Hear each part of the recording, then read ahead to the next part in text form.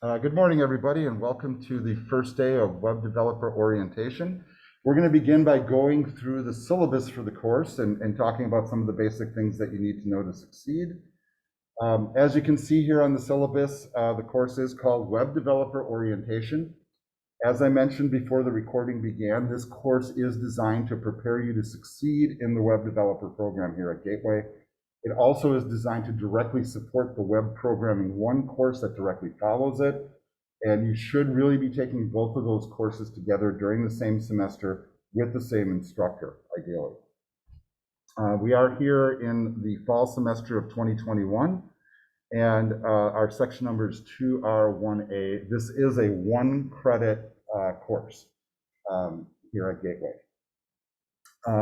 We will meet every Monday from 9:20 to 10:20, and then immediately following at 10:30, Web Programming 1 will start.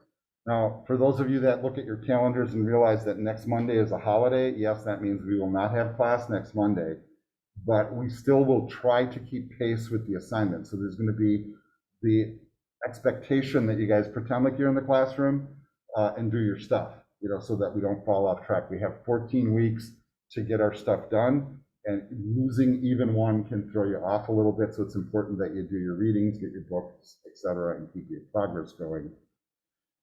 We will start today, which is August 30th, 2021, and we will end on December 6th. It seems like a real long time away, but I assure you it will be like a blink of an eye, or it'll be here before you guys know it.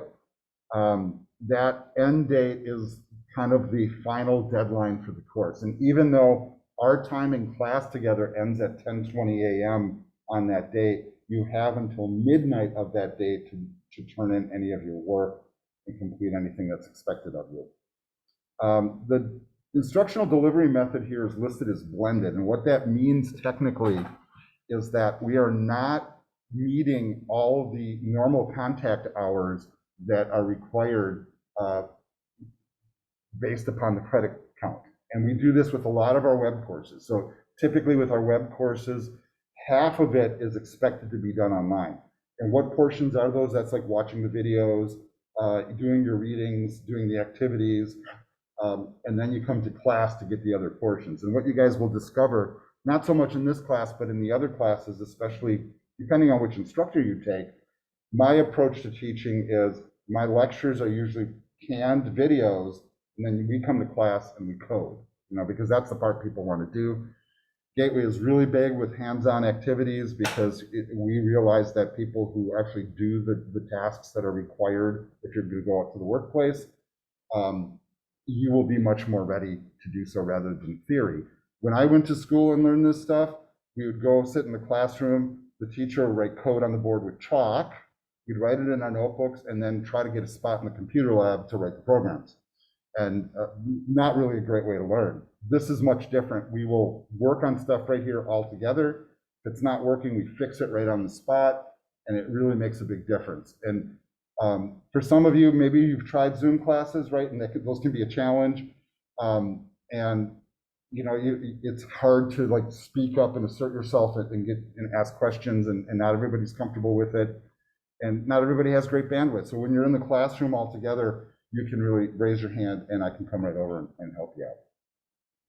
All right, in terms of where we are, we're here at the Racine campus. We are in the technical building, 3rd floor in the IT Center of Excellence. That's what they call this floor. And we are in room T304. And you'll see I do have my Zoom link there, which is also in the course shell. That Zoom link, in some ways, you can kind of consider it like my phone number. In fact, that's maybe sometimes a better way to reach me than actually calling me on the phone. And if we ever do like one-on-one conversations, most likely I'll ask you to do it on Zoom. You don't have to turn cameras on, by the way, but that can help. And why do we do it that way? Well, if you have a question, we can share screens. I can look at your screen. I can even take control of your computer if necessary, and we can get things done and make them happen. Okay, so let's go to the name part. So does anybody know how to say my name? Say that? Ty. Well, yeah, you've had me before, so you know to call me Ty, or else you read the little thing in the course shell. But in Greek, my name is Takis. Just like the chips that you see. I don't know if you guys eat those or not. But everybody here at Gateway calls me Ty, and you don't have to call me Professor or Mr. Kinnis. First names are fine, and I hope you're comfortable with that. And if you're not comfortable with that, Mr. Kinnis is fine. But don't call me Professor, because technically I'm not. This is my contact info here. So I have my email address and my phone number. You know, the reality is these days we rarely use the phone around here. But if you do call, chances are you won't find me. But if you leave a voicemail, it pops up in my email, so I do hear it. And I realize some people prefer that form of communication, so I'm happy to do it if that's what you'd like. But email is really the best way to reach me, and for a lot of different reasons. And this is something that you should take to heart, because, you know, on an individual basis in our personal lives, a lot of us do not use email to communicate with people anymore. We used to a couple decades ago. That was like, hey man, I'll email you, great, right? And then the reality is that everybody texts now, like, you know, or people get angry if you even give them a phone call. It's like, hey man, why'd you call? Why don't you text? You know, and that's kind of the reality of our world. But the thing about email in a professional environment is a lot different. So here at Gateway, email is our #1 form of communication, because otherwise you cannot manage all the different communication streams all at the same time. It provides a written record of both the question that you ask and the response that you get. And in many cases, you know, I think it's one of the more effective forms of communication. There are some skills that go with doing email that a lot of people, you know, struggle with. And one is just checking it. So here's my big advice to all of you. Most of us carry a smartphone these days. It's really easy to load up the Google apps on your phone and tie them to your Gateway email account. Even if you already have a personal Gmail account, your phone can do multiple Gmail accounts simultaneously. And I strongly recommend that you do check your email regularly, especially, you know, if you're taking classes.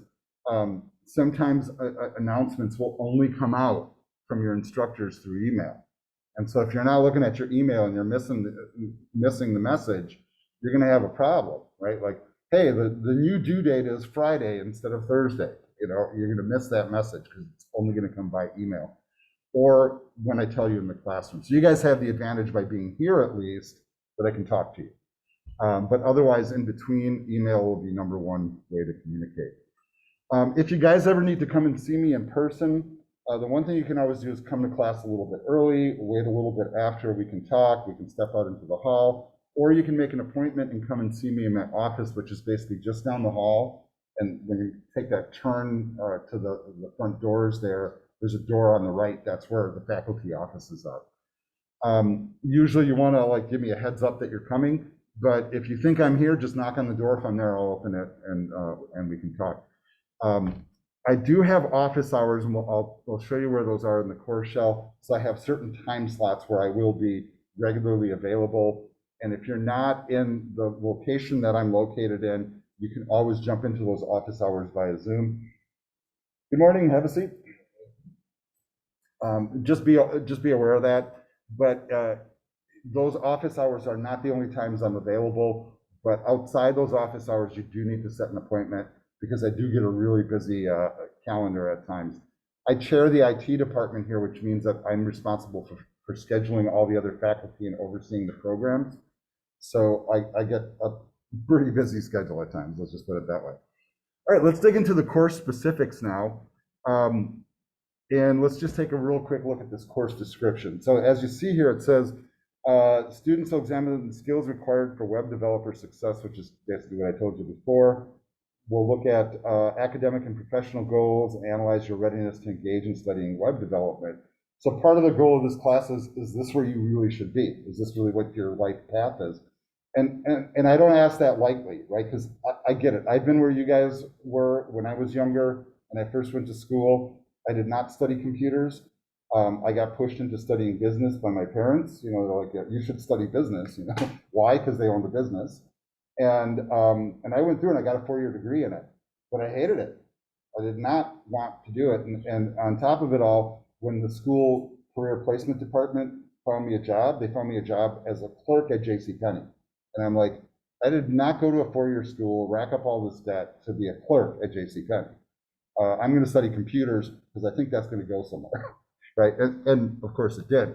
So I think that if you guys are all keyed into creating stuff for the web, creating apps, creating software, that's what this program is about. The web is not going away. In fact, it's booming. However, there's a lot of competition out there. We have a different kind of competition in web than people do in some of the other IT disciplines. That's because it's so easy to go out there and jump on a site like Weebly or something and create a website without even trying. But that does not make you a web developer. That's not what people pay you the big money for. People pay you the big money because you know how to code and know how to solve complex problems. And that's what we're going to teach you how to do.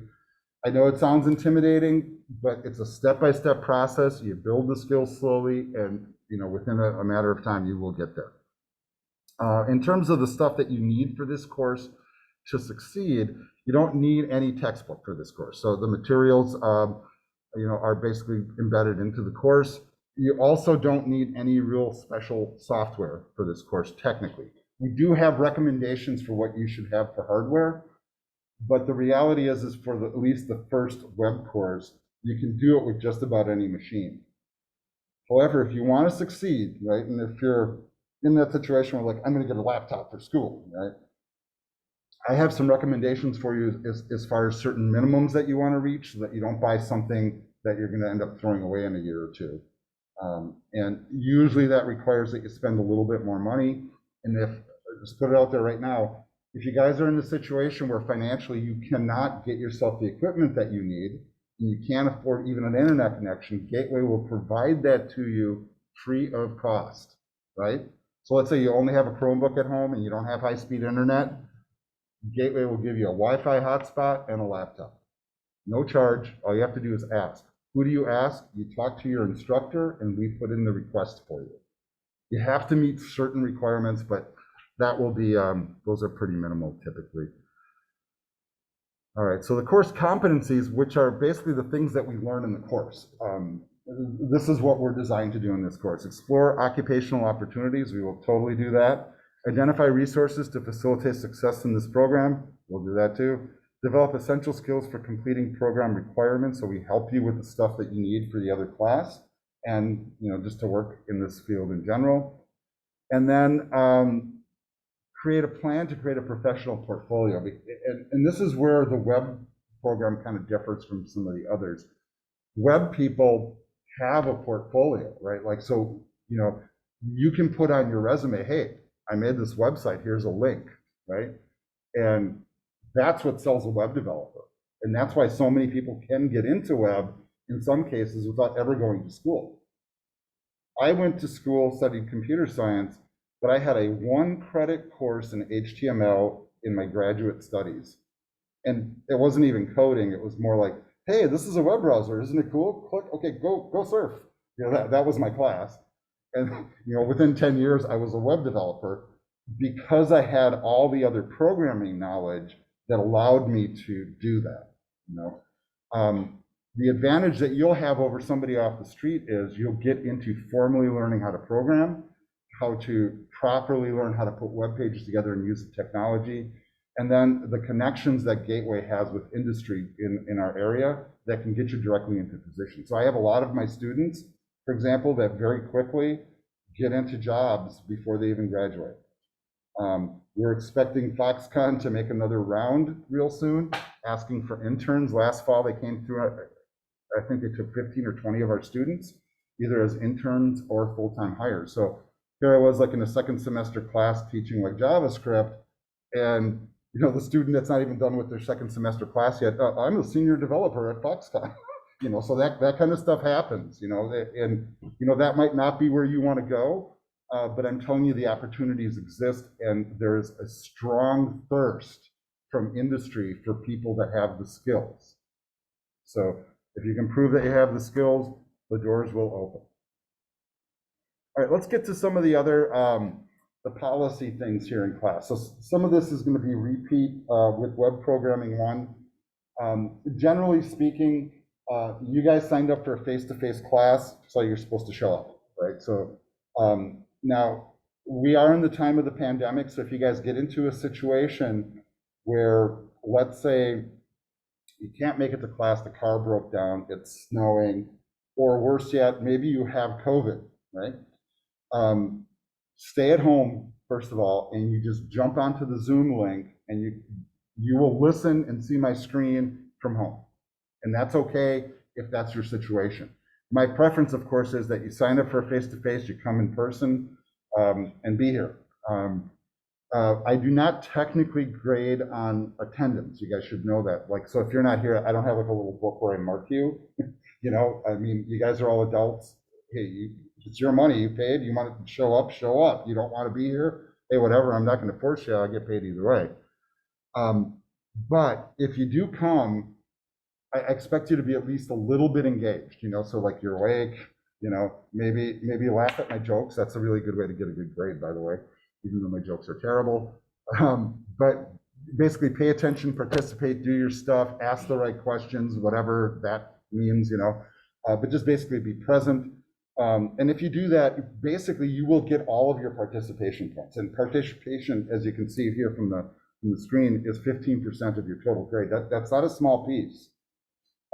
But it is really important because it means that you are engaged in the course. And if you're engaged, you know, even if you maybe don't end up with an A, at least you're here, you know what I mean? And you're getting it. As far as the assignments go, we have this breakdown. So 15% of your total grade is participation. The rest is the assignments that are put forth.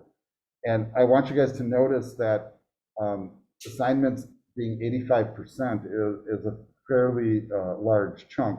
So if you were like not to come to the classroom at all and turn in all your assignments, the very, very best you could possibly get would be a low B, basically, or actually that would be a B. But you guys do need to be here, you know, and please take that to heart. Now I have kind of an interesting way that I grade, and you know, Alejo, you've had me in the classroom before, so you're familiar with this a little bit. But I use a non-weighted scoring system. So let me explain what that means.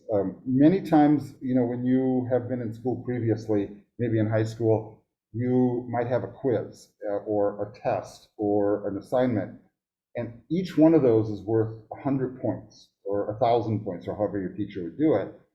And then regardless of the fact if it's worth 100 points or whatever, it doesn't mean that that quiz has as much impact as the final exam, or that the assignment is worth as much as the test. So I always found that confusing as a student. So when I became a teacher, I vowed to myself I would never use that system because people never know what their scores mean. And so the way that I score things is there's 100 total points available in the class overall, right? And every assignment that you get will be worth a point or 2 or 3 or 5, right? And then I give you, let's say you have an assignment that's worth 5 points and you do a great job, you got all 5 points, that's 100% on that assignment. And you also know that by completing that assignment, you just earned 5 of the 100 points that you need to succeed. So it's a really easy way to calculate out your scores.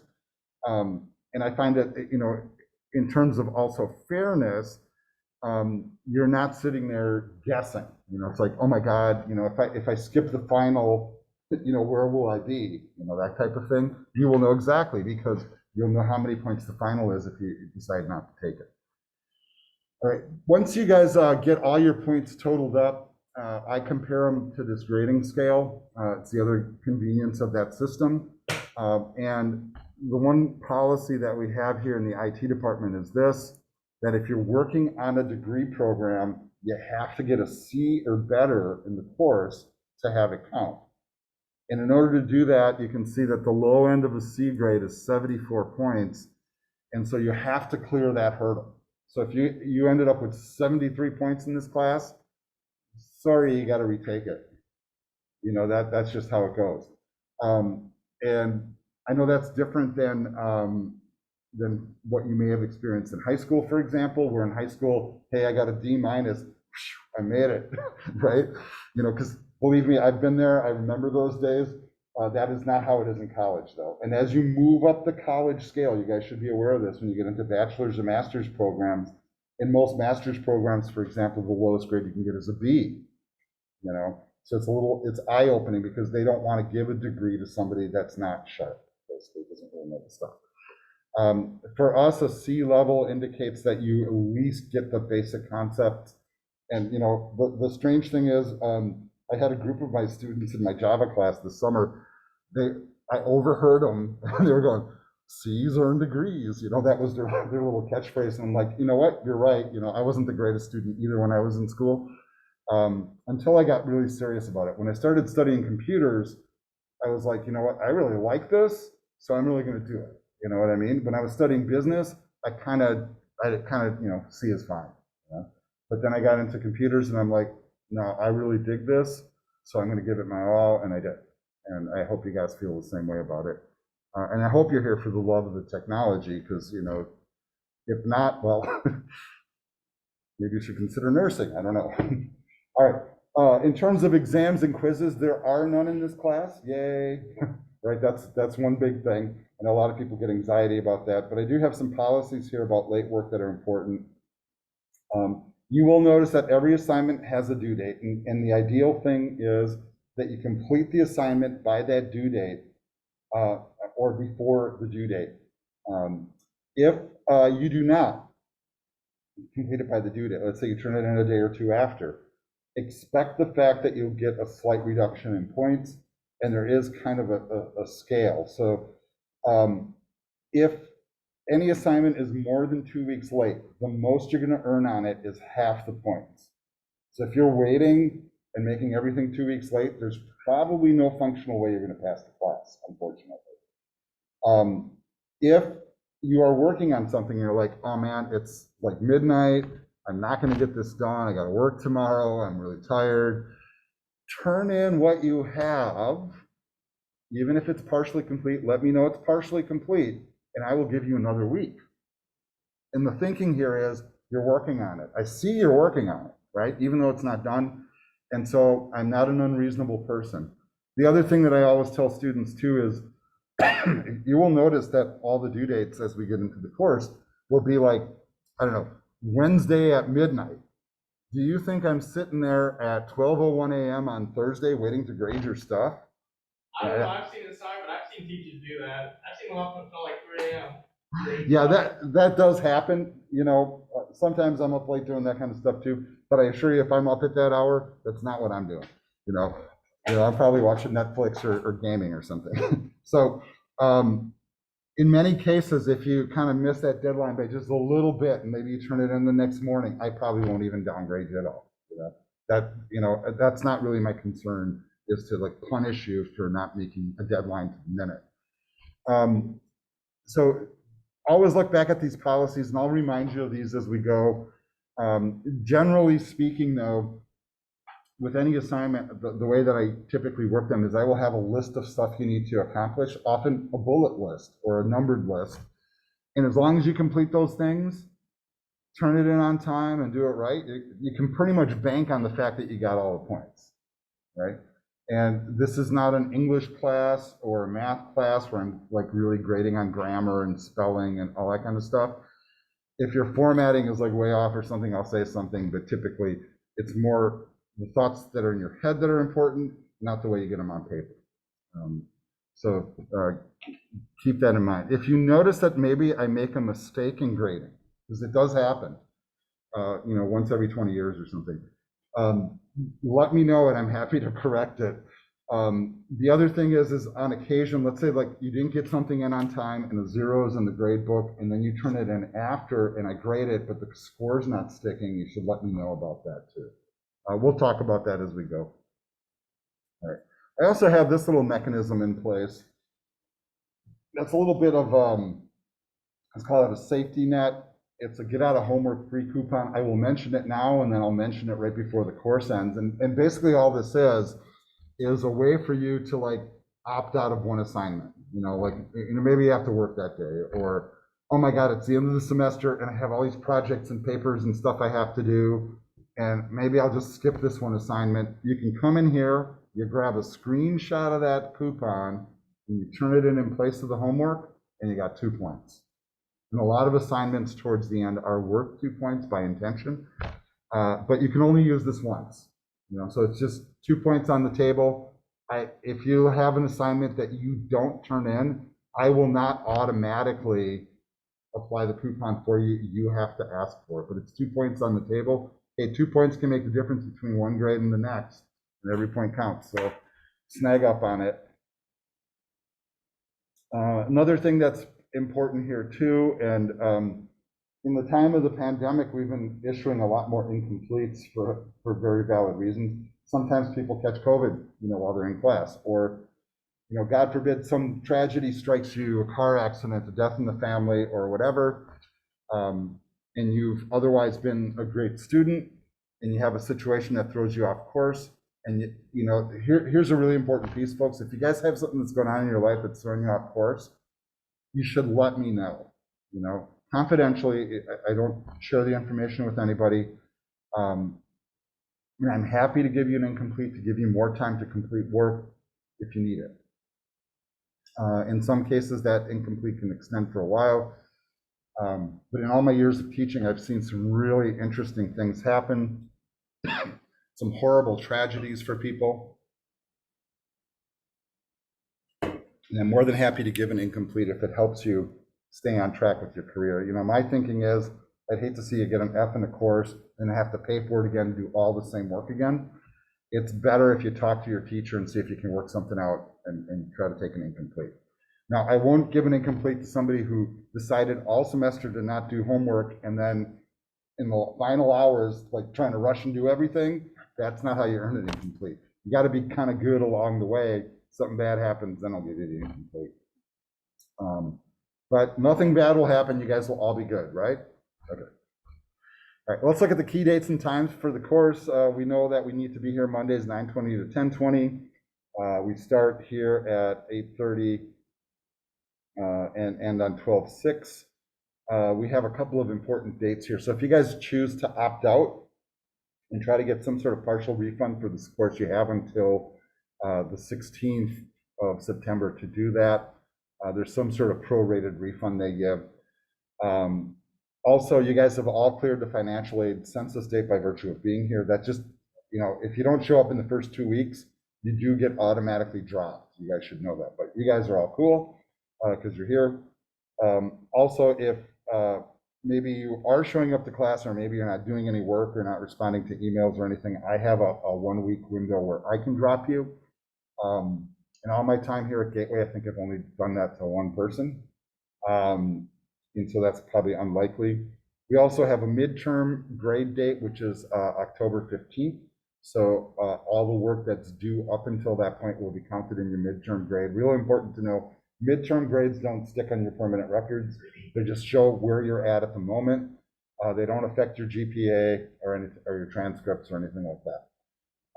I have actually seen people, running an F at midterm and still get an A at the end of the course. Not that that will be you, but it's conceivable. But generally speaking, if you're doing well at midterm, more likely you'll do well by the end as well.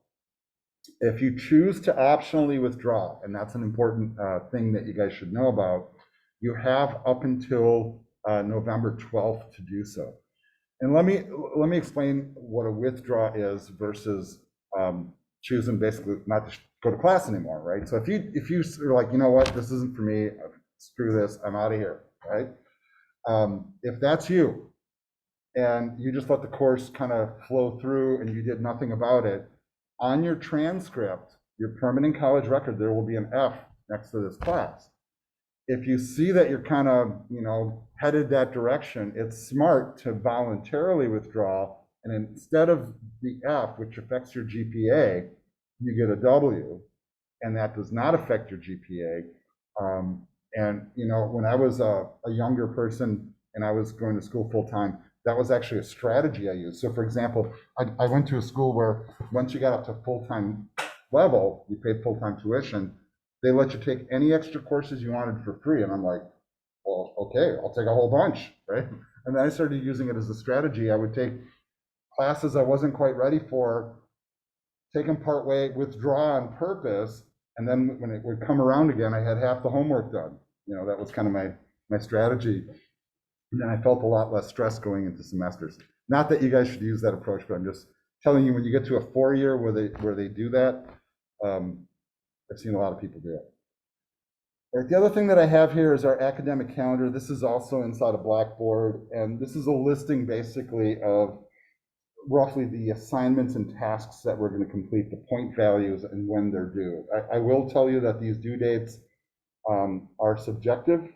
In fact, I'm seeing that this one has errors in it already, but for example, like the syllabus and introduce yourself, I think it says 9/6, and that's next Monday, which is a holiday, so the next day is fine.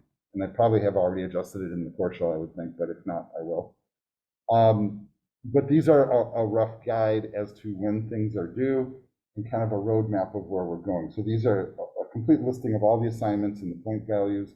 And as you can see, the point values are kind of spread pretty evenly. And nothing is worth a huge amount of points, so there's nothing to really stress on overall. There's also a bunch of extra credit opportunities here. And I always encourage my students, hey, you see an extra credit opportunity, take it, especially if it's easy to do, and it just pads your score, and then when you get to the end of the semester, you can kind of glide a little more comfortably towards the finish line. All right. From there, we go into the college policies, and the first thing I'll say is you'll notice that they have a link here to the Gateway Student Handbook that is available on Gateway's website, and you guys should read that and look at the policies inside of there. They have a lot of like kind of boilerplate policies in here, and all the titles in this document do take you and link to the handbook content that expands upon it. There's a couple of things that, you know, I'll talk about real quickly. The first is this academic honesty issue, and we're probably going to do a little like thing on it during the class. And what that really refers to is basically plagiarism, right? And so we have this real bad problem that's happening both professionally and academically, where people go out to the internet, find other people's code, and turn it in as their own, right? Thinking, hey, my teacher will never know. Wrong answer, by the way. We can tell pretty quickly, and we usually know where you get the stuff from. And the other problem is that sometimes we get people who study together and work on a problem together.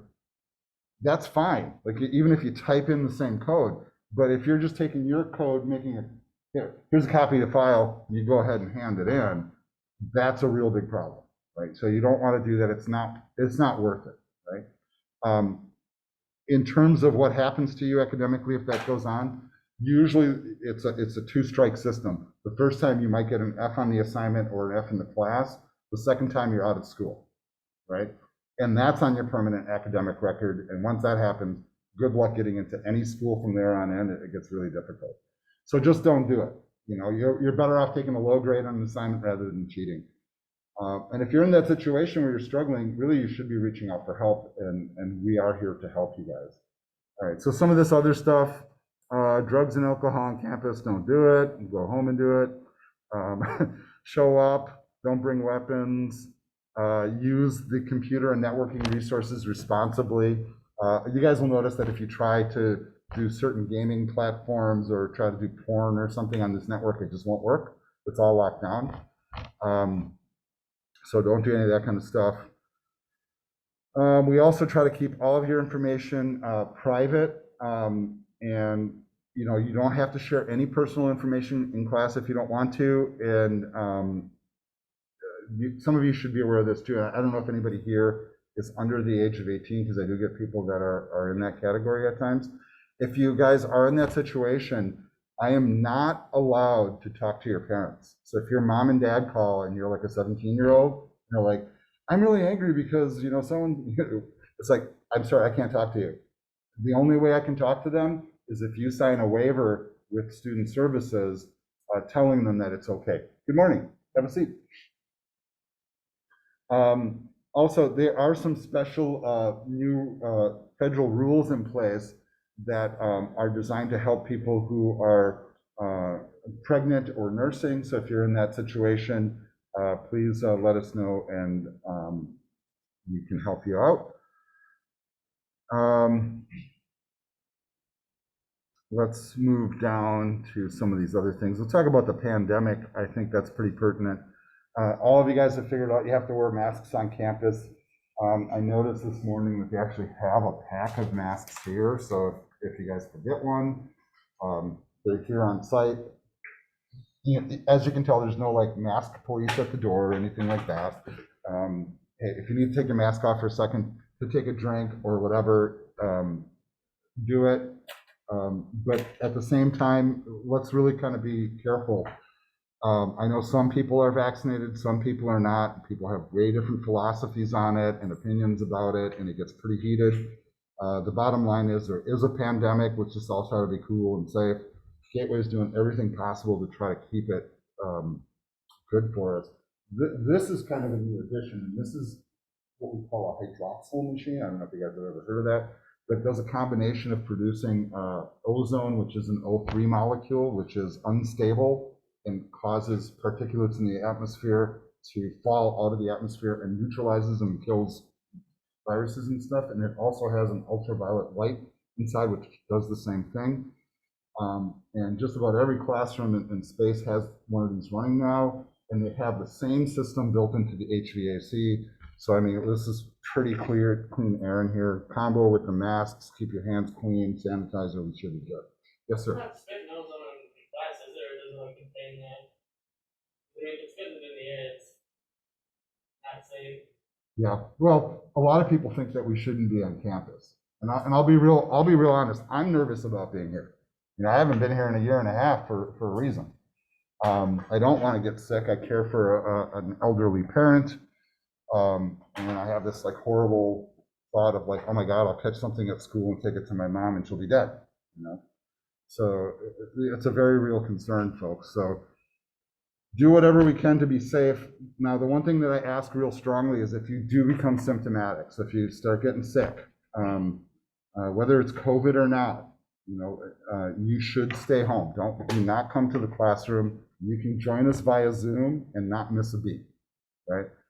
The other policy that we have on campus, and that's this last line here, is technically if you do become COVID positive, you're supposed to file a Maxient report, which is an incident report, just so the school knows. Now, if one of us tested positive for COVID, including myself, they would probably keep us at home for 2 weeks. So anybody in here would be positive. You guys need to be prepared for that. We might end up at home if that's the case. Let's all cross our fingers that's not going to happen, right? We're all cool, and hopefully most of us are vaccinated, or at least following clean, safe protocols. You know, and I always tell people, you know, the funny thing is, before this stuff happened, I was one of those people that would, every time I'd come into the room like this, I'd be pulling out the lights and wiping down my table and the doorknob and the light switch and stuff. And not because I was a paranoid freak, but because I think people are gross. You know, like a lot of people don't wash their hands. I would do that just, you know, for my own sake. And because of that, I tended never to hardly ever get sick. And I hope to keep it that way, knock on simulated wood, right? All right, let's move on, almost done here. The next little piece is this support and disability services. If you guys have some sort of a formal disability, learning, cognitive, otherwise, you know, hearing, etc., you should go to the Learning Success Center and talk to the disability support specialist and file an accommodation form. And basically what that means is they formally notify us of whatever your situation is, and we make accommodations to allow for that. But the other portion of that, and I always hate the fact that they put disabilities in there, is the Learning Success Center here at Gateway, which is located in the basement of the first floor of the Lake Building, is a great place to go for tutoring help. We have a number of IT tutors there, and also just a really good place to go study if you ever need to. I will be inviting some of the IT tutors to our class over the next couple of weeks, so you get to meet them, hopefully in person. If not, they'll come on Zoom, and you get to see their people just like you. In fact, all of them are either former or current students that have gone through the same classes and programs that you have. Finally, that's the end of the syllabus. So if you guys could just do me the favor at this point, in the course shell, if you come back to the course shell, There is a discussion board link in the left side column here. If you go in there, there is a forum that says syllabus acknowledgement. And what I need you guys to do is just come in here, and then there's a button up here at the top. Doesn't really look like a button, but I assure you it is. It says create thread. And then you'll notice you get a subject line, and you can type in whatever you want. Maybe syllabus is probably fine.